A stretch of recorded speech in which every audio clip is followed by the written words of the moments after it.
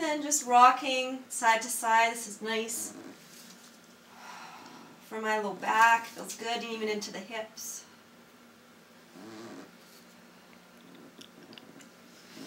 And then I can also do this sitting up. And again, I would do quite a few more of these, but just kind of showing you. I like to go up onto my knee and stretch. I can weight bear on my knee, I just can't weight bear on the foot. So, oh, feels good. And then cat and cow in this position, just trying to round the spine, inhaling, coming forward. So remember that cat and cow with the breath cycle, that video post I did last week. Expanding the ribs, exhaling, belly to spine, and then even some circles. And my foot's in the cast, so the ankle's not going to be moving anywhere. Now, if you just had a tensor bandage on and you had a fresh ligament sprain and you're not supposed to be moving your ankle, you might not want to do this, because as you can see, this right ankle, it moves a little bit, which actually makes this particular motion totally different. This feels totally different now than when I did not have the cast. So it's really interesting actually to compare the practice and see what goes on in the hips and the back, and how limited I am just because of the ankle. Okay, and then I like to come on to my hands and knees. There's lots that I can do in this position. Again, a few cat and cows, inhaling, ribs expand, exhaling, belly into spine. And I love just opening up here, feeling the strength in the supporting arm, which is important to keep the strength there for that crutch walking. Exhaling, threading the needle. Nice stretch for the back of the shoulder blade. Inhale up, exhale, thread. And a lot of times what I do is I'll hold one for several breaths. So I might hold it here for several breaths to feel a nice stretch. Come forward. Sometimes I'll put my hand on a block and sink back. That's a great stretch for all that crutch walking and bending the elbow, get into the triceps a little bit. And then the same thing on the other side. Inhale and exhale, looping through.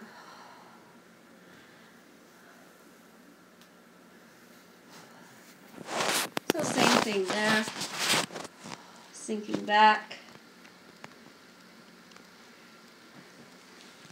And then the challenging one here is to lift opposite arm and leg, trying to balance. Now there's no pressure on my back foot at all. I have to be careful not to press down and push with that foot.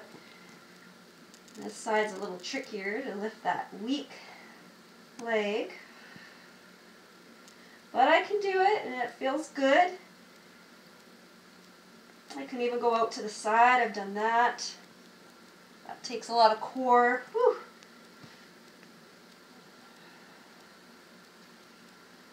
I should try that on the other side just to be even.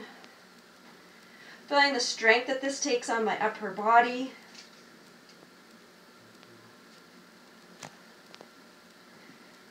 Oh, that was a lot of work for me there. And then sinking back. That's about as far as I can go. Reaching over, opening up the left side of the body. I would stay there for a few breaths and then over to the other side, stretching to the right side of the body, opening up. Again, a great stretch on the lats.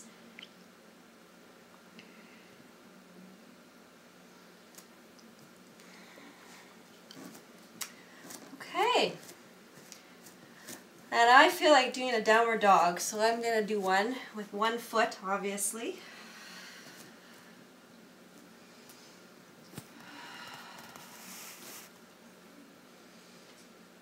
I can open up the top leg.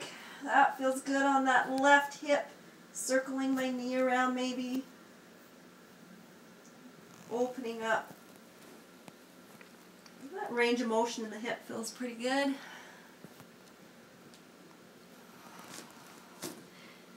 And then on the other side, I obviously can't put weight on my foot, but I can just kind of get that feeling like I'm doing a downward dog, lifting my leg, opening up, circling that hip. Just trying to stay with my breath, relaxing what doesn't serve me, so relaxing my jaw, my neck, my toes on the other foot.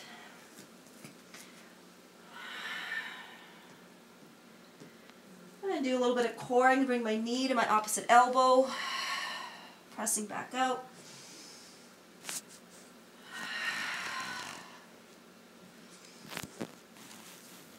And maybe try a chaturanga.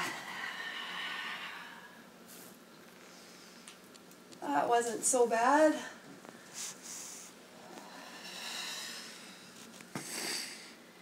And switching legs. So on to my right, and then back to the elbow, and lift.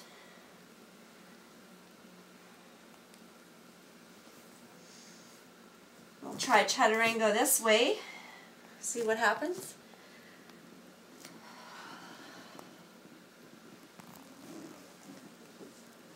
Okay, whew. All right. That was tough. I'm going to try to push up one leg. I don't think I've ever tried one leg before, so we'll see what happens. Elbows in at my side, draw the shoulder blades down and back. Again, this is great strength for all the crutch walking I'm going to have to do. I'm going to come up as I exhale.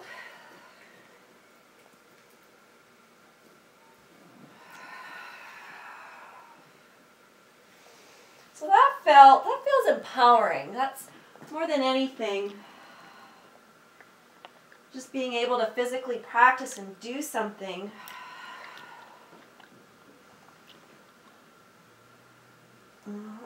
Feels good. I have to make a few modifications and can't put any pressure on the top of that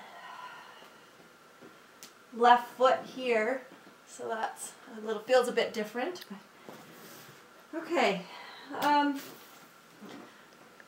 So I like to do, so that was fun, and I like to do, some back extensions. So this whole series, for sure, there's no contraindications. I can do this.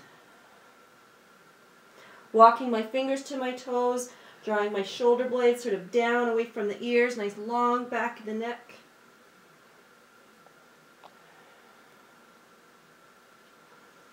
Just following my breath, allowing my breath to move me.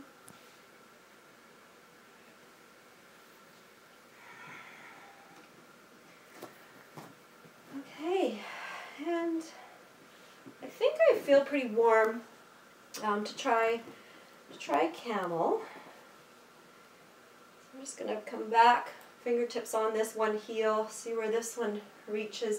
Now, if I was really asymmetrical, I would get blocks or the chair, but I think I'm okay here. You okay, Nadia? And I'm going to lift my hips forward. I feel pretty symmetrical.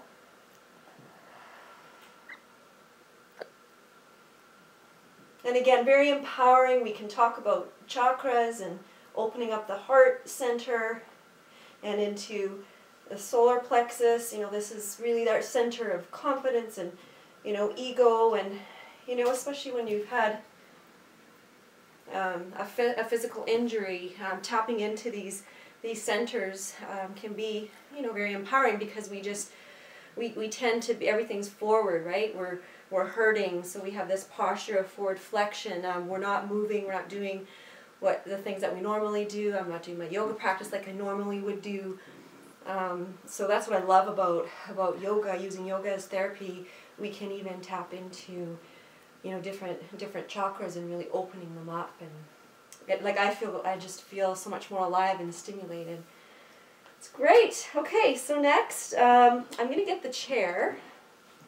For more information on what I do and how I do it and articles that I write, please visit my website at PhysioYoga.ca, and that will also tell you where I'm at, offering workshops and classes and speaking at conferences and teacher trainings. And on Twitter and Instagram, you can follow me at ProscoYoga. On Facebook, you can like my page, Prosco Physio Yoga Therapy, and I like to post some really interesting articles and videos of other resources and people that I respect.